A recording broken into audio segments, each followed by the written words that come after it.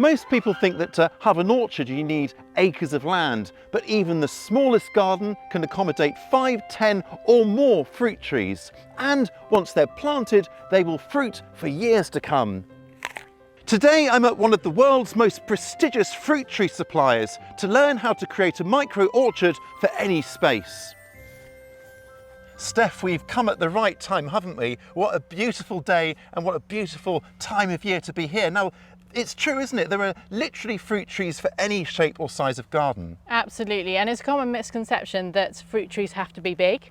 We've got a huge range of naturally small ones. We can also grow them in lots of different ways to make them compact, and even you can grow them in pots, so they're great for any size of garden, rural, urban, big and small. We've definitely got a fruit tree for any size. And I've even seen them on like little balconies. That it's possible literally anywhere, yeah. Absolutely, yeah. Most fruit trees are really happy actually to grow in pots as long as you pick the right one.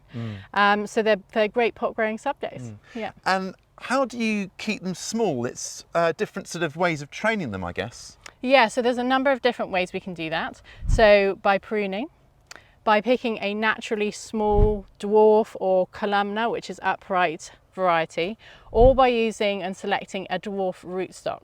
We'll talk about that later. Fantastic. Okay, so this is a really interesting variety. I'll give you one to try.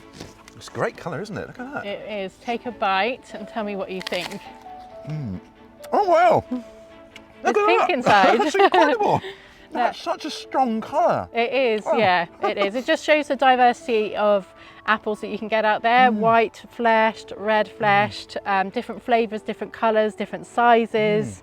What's this one called then? It's called tickled pink. And how many varieties of apple are there? With like, well, just generally like hundreds, I'm guessing. Oh gosh, no, thousands. Thousands, yeah, really, no, I think there's at least 7,000. I mean, even just in this one orchard here, we have over 1,000 different varieties. Wow, incredible. So I've brought you here to show you a classic example of a trained fruit tree. Now, when we talk about trained trees, we're not teaching them to do tricks. It's not like go fetch and that kind of thing. It is training them into different shapes. Okay. So this is called an espalier, but there are also different shapes available, and you can do anything you like with them, really. So fan trains is something you classically see. Also stepovers and cordons, they're all really classic examples. You might find them in walled gardens, that kind of place. We went to a garden last summer, Steph, where this it's a very small, ordinary sort of sized garden, but he had these stepover apples. There's almost like an edging to his veg garden. Perfect. And it was just such a beautiful, it's inspiration for doing this video actually, just sort of packing all of these fruits in. And this kind of shape is, because it's on a sort of single plane, it's great for growing against walls and fences, I guess. Absolutely, so brilliant for small spaces. Also where you want to be a bit more inventive, you can create partitions in gardens with this kind of thing. That's a nice idea. Grow them up against a fence, and as you're right, they don't encroach too much, so they're not taking up too much space. And it's a really, as you can see, productive way of growing fruit. So a lot of fruit on here. In the spring, it's filled with blossom. And it looks really decorative too. And you imagine bagging all this up, you get quite a lot of fruit from just this one plant. What sort of yields can you expect? I know it's sort of how long is a piece of string, but from something like this that's reached its sort of final size, you can get quite a lot, can't you? You can. You could get almost like a ton off this kind of thing. I mean, eventually when they're fully grown, but it depends very much on the soil, the site, how much pruning you do. But yeah, very productive. And this is a stunning variety. Look at it. It's almost looks like sort of oranges from a distance. Do you want to try one? Oh, do you mind? It's called Surprise, this variety. But yeah, orange on the outside. Oh. And it pink certainly in the is middle. A surprise, isn't it? Yeah. There's all sorts of surprises here today. This is fantastic. Yeah, but this variety is I love this. It's one of my favourites. It's got real tropical, like pineapple flavours. It has, hasn't it? I'm picking that up now. Yeah. Yeah. So varieties that you find, in the supermarket sometimes are not quite as flavourful as the varieties you can grow at home, and also just picking a variety, picking an apple from your own tree. And I guess they've got to think about shelf life and transit here, or growing at home, pick it and eat it. You don't need to worry about any of that. Yeah, that's exactly right. Yeah. Steph, you've told me these are conference pears, and there's two of us, and we're having a chat. A conference pear.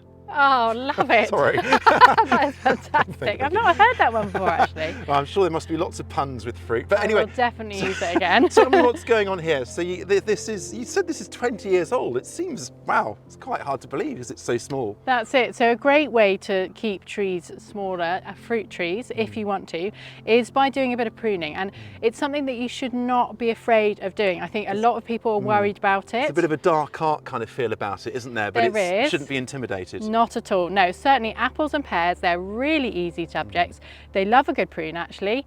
Winter pruning, and you can do summer pruning as well. Don't be afraid, have a go. You probably won't kill it. In fact, you won't kill it. You won't kill it. But this, 15, 20 years old, and we have pruned these very hard because we're actually looking for propagation material. But as you can see, it's kept the tree at a really nice size. We've still got lots of fruit on it. No step ladder needed to harvest these guys. Exactly, yeah. That's great. Steph, I know there's a relatively big amount to consider when pruning, but can you give us like a potted kind of, in a nutshell, approach to it? Yeah, so some very simple rules to stick to is take out any diseased branches. Take out any branches that are crossing into the tree, because the more wind and air movement we can get through is really helpful. Make sure you pick a nice dry day to do it and clean your equipment. So if you're using secateurs or anything, just give them a wipe with some anti-bac wipe in between. I see. Yeah. And if you've got stone fruit, now stone fruit is anything with a stone in, so cherries, plums, gauges, damsons, apricots, peaches, etc. Only prune those during the summer months. So June and July would be perfect. Don't touch them in the winter. They don't enjoy it, and it can just increase disease. Yeah. Or December, January if you're following us down under. Yeah. Oh yeah, absolutely. Yeah. Apples and pears, they really can be pruned January, February, and also in the summertime as well.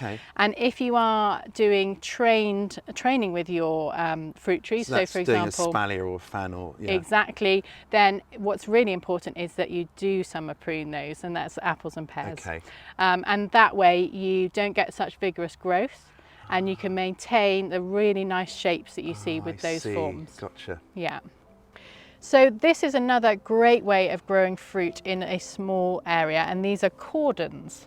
So these are called traditional cordons. They're at 45 degrees, but you can grow them upright. They would be called upright cordons.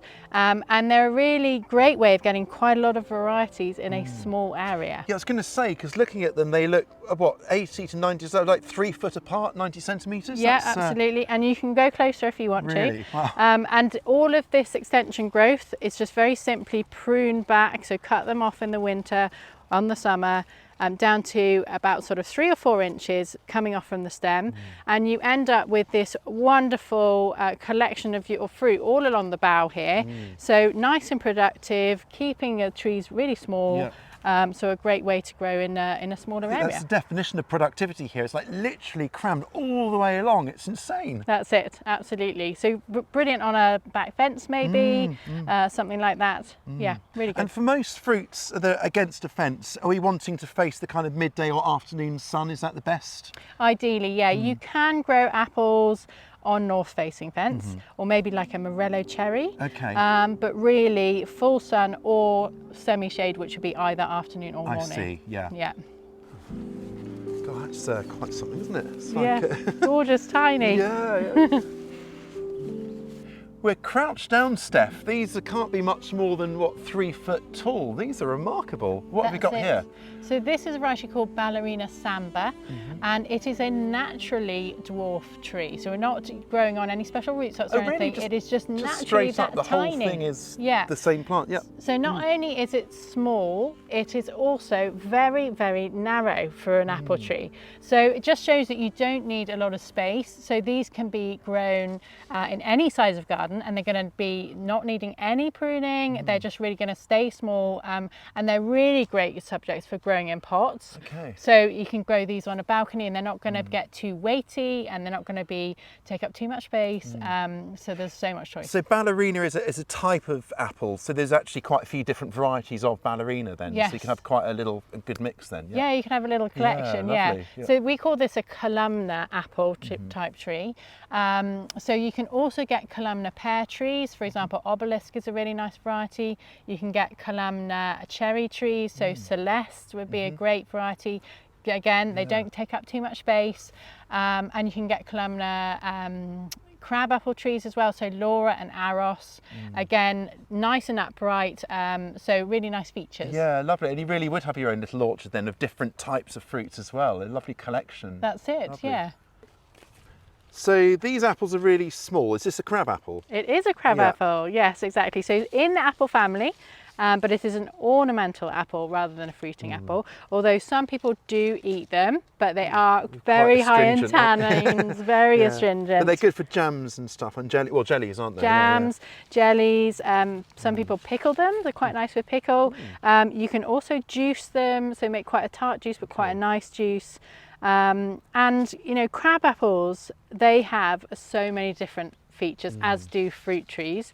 Not only are they great natural bird feeders, so you don't need to buy any bird food, but they're fantastic in flower in the spring and therefore brilliant for pollinators. So bees love them. Most crab apples have a very simple flower, so it's very easy for the bee to get in, get the pollen, and they pollinate apples as well. I think that's a really good point you're making. Like, so much of the fruit, even if we didn't get any fruit, are still great for wildlife and just the general ecosystem generally, aren't they? Absolutely, yeah. So another amazing attribute of fruit trees, and they're often only thought for fruit, so I think we need to think about them in other ways. They are lovely, some of them, for autumn colour. I mean, this is a pear tree, and most pears are really good for autumn colour. This one's called Packham's Triumph, but just look at it, it's like glowing. It's absolutely glowing, and the juxtaposition of the pears with this sort of crimson foliage, it's just stunning. Fruit all starts with flowers, of course, and different varieties bloom at different times. Is there a bit of chicanery going on, trying to balance the things that are flowering at the same time to get good fruit sets? There is sometimes, yes. So we do need to make sure that when we're selecting fruit, we pick varieties that will pollinate other varieties. So most apples and pears and plums and cherries don't set fruit on their own. They need a little bit of help, so they need a pollination partner. So what we have on our website, for example, and on other websites, is a simple guide to how to select those. So we categorise them into 5 groups, 1, 2, 3, 4, 5.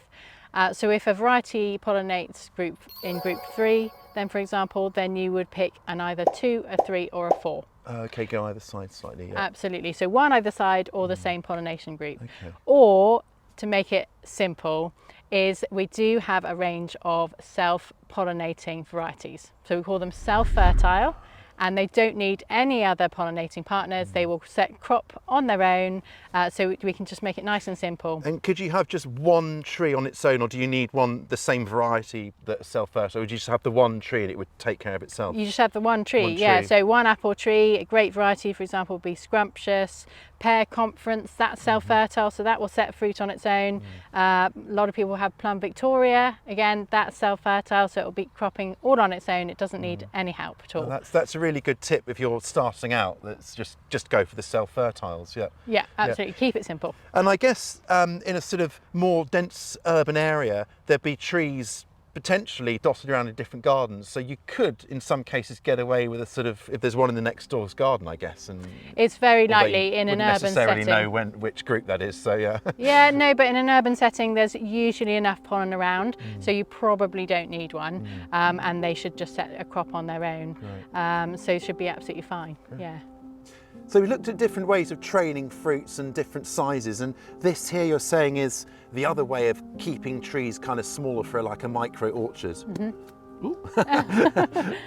So yes. Yeah, what have we got here then? Yeah. So all of our fruit trees are grown on rootstocks, different rootstocks. So this is the union here. This is the rootstock, part of it, and this is the variety. And we put them together with very simple carpentry called grafting or budding, and it means that we can vegetatively produce so that we know we're producing the right variety. So the variety that we produce in the nursery, the trees are exactly the same as the mother material. Okay. Yeah, and the rootstock is very important because it means that we can control the size of the tree. So we can grow a variety on a rootstock that will get very, very tall, maybe sort of 6-7 meters tall, right down. There's a huge spectrum to an apple tree on, say, for example, an M27 rootstock that would only get to a maximum of 2 meters tall. And so you could have the same variety that you're going to eat, but grafted onto different rootstocks, and it'll give a excuse me, a completely different tree in the way it grows and it's bigger. Completely different size, absolutely. Amazing. That's incredible, isn't it? Yeah, and it just means that there's so much choice. So if you want a small tree, you can have a dwarf rootstock. If you want a medium-sized tree, there's a rootstock for that. 106 would be fantastic. If you want to keep trees in pots, so then you would select a dwarf rootstock. So for apples, M27 would be best. For cherries, Gisela 5. For plums, they're not so happy on dwarf rootstocks, but for pears, Quincy or Quinceline. But there's great choice. Amazing. The trees seem alive with all the fruits coming down. I know, it's that time of year, isn't it? Yeah. Now, what we've just seen are grafted fruit trees, and you're saying these are budded. Is there actually a difference? There is a difference. It's a very similar principle. Effectively, we're taking one part of a mother tree and putting it on a rootstock. So grafting is done generally in the winter with a large piece of mother material. And budding, which we do here on the nursery, is done during the summertime, but we're doing the same thing. Okay. So here are our rootstocks. We planted them back in the springtime. And in the summer, we come along and we put a bud, a single vegetative bud, from the mother stock or an apple variety, for example, a Bramley it might be, and we put it on with some carpentry, very clever knife work. That then stays on tied with a piece of biodegradable tape for 6 weeks, and you can see it forms a callus here. Yeah. And then afterwards, we take the tying material away. In the winter, we chop the top of this rootstock off, and that's next year that bud will just grow away into a tree. And that's fantastic. And it's an incredibly small piece of material there. As you say, there must be some serious knife work there to get that just so. It's very clever. So the cambium has to match up absolutely perfect. Cambium's the sort of the inside of the wood that the xylem flow, the veins of it go through. Yeah, that's it. Yeah, but nature's incredible. I mean, it's so clever to be able to effectively heal one plant with another. Amazing, and grow into something completely different. Yeah. So while we're here, these are quite interesting actually. This is a perfect example of a naturally small plant. So these are peaches and nectarines, and they are tiny trees. Tiny. And they only really get up to about here, and they still produce peaches and nectarines, so they are nice, naturally dwarf trees. And these could live in a container for their life. Absolutely, yeah. They're really happy in patio pots. So here we've got something quite interesting. This is what we call a family tree. So it's where we get 3 different varieties of apple, and we do it with pears as well, and we put them on one stem. So you've got 3 varieties, different varieties on one tree. So here we've got a James Grieve, a Cox and a Katie tree.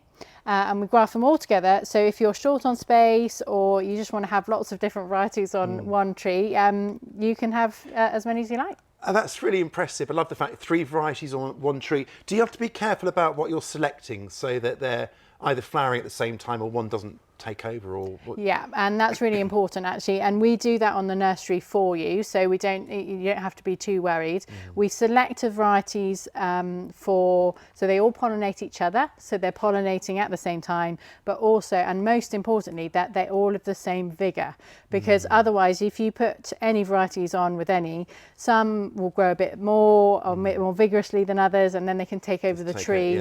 So we try and match them as much as possible so you get a nice even tree.